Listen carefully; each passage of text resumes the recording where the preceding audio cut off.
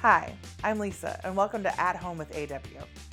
Today we're going to learn about the brave lumberjills, and also find out about Albert Whitman and Company's She Made History books, which celebrate fierce females who have done incredible things throughout history. Lumberjills, by Alexander Davis, illustrated by Kate Hickey, is a picture book from Albert Whitman and Company that celebrates the unsung heroines of World War II. During the war, Great Britain needed lumber to make planes, ships, and even newspapers, but there weren't enough lumberjacks to cut down the trees. Enter the fearless lumberjills, young women who, despite not having much experience, were willing to do their part to help out. An important lesson to remember right now: to do whatever you can to help out your fellow humans when times get tough. Let's enjoy Lumberjills now. One pair of woolen socks pulled up to the knee. Two loving parents smile and kiss their girl goodbye. 4 sturdy brown boots running down the road. 16 train cars chugging up the tracks.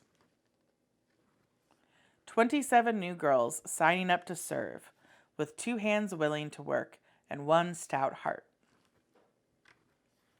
1 pair of woolen socks pulled up to the knee. 8 blankets folded neatly make it feel like home. 200 cheerful girls learn to cut the trees.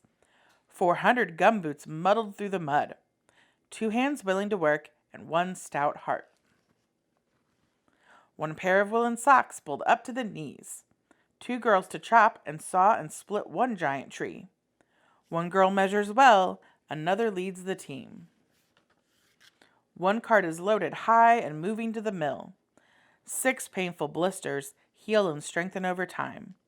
2 hands willing to work and 1 stout heart. 1 pair of woolen socks pulled up to the knee. 1 sweater, soft and green, warms against the chill. 3 girls burn the brush as well as warm the tea. 400 girls sing while they walk to camp. 5 nights are spent indoors, writing letters home. 2 games are all they have, they play them till they're bored. 2 hands willing to work and 1 stout heart. 1 pair of woolen socks pulled up to the knee. 1 coat, big and brown, for working in the snow. 4 o'clock, the sun is down and all must leave the woods. 4 miles down the lane until they reach the light. 1 dance hall, brightly lit. The band plays loud and clear. 10 shades of lipstick red smile big and bright. 47 servicemen are at the weekend dance. 2 hands willing to hold and 1 stout heart. 1 pair of woolen socks pulled up to the knee. 2,000 lumberjills singing, "Timber ho!" 10 million trees cut and sent into the war. As telegraph poles and roadblocks and pit props and more. As warships and fast trains and airplanes galore. As wood for trucks and wood for crates. Woods for fences and wood for gates. 10 million trees cut and sent into the world for those at home and those away, that faith and hope would light the way. 2 hands willing to work and 1 stout heart. 1 pair of woolen socks pulled up to the knee. 16 train cars chugging up the tracks. 4 faithful brown boots coming down the road. 2 loving parents wave and kiss their girls hello. 27 good friends singing the same song of 2 hands willing to work and 1 stout heart. About the Lumberjills. During World War II, 8,500 British girls joined the little-known Women's Timber Corps.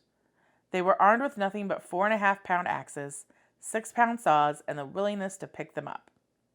The average lumberjill was 18 years old, and while these girls came from all walks of life, most of them had never lifted an axe before. In spite of this, they were not judged by their size or strength, but by their enthusiasm, resilience, and good humor. It's hard to fathom the breadth and depth to which the success of the war depended on the lumberjills and the trees they cut down.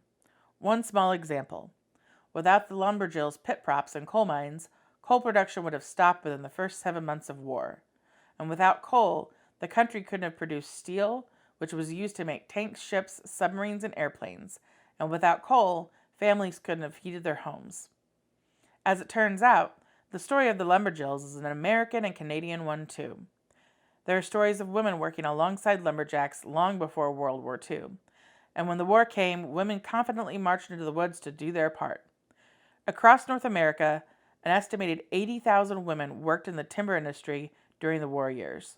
From New Hampshire, where 13 women ran an all-women sawmill, to the South, where women took over the paper mills, to the Pacific Northwest, where they worked every aspect of the timber and forestry cycle. In British Columbia, there was a timber town whose labor force was 80% women at the height of the war. Though divided by an ocean, the British, American, and Canadian girls who became lumberjills were unified by their mission and made cheerful by their abiding friendships. Lumberjills is part of Albert Whitman and Company's She Made History titles, autobiographical picture books that celebrate women who made their mark doing incredible things throughout history. From groundbreaking journalists, astronomers, gold medal winners, and pioneers, you can learn more about all of our She Made History books at albertwhitman.com/shemadehistory. Thanks for tuning in and enjoying Lumberjills with me today. For more information about this book and our At Home with AW series, visit albertwhitman.com/blog. See you next time. Happy reading.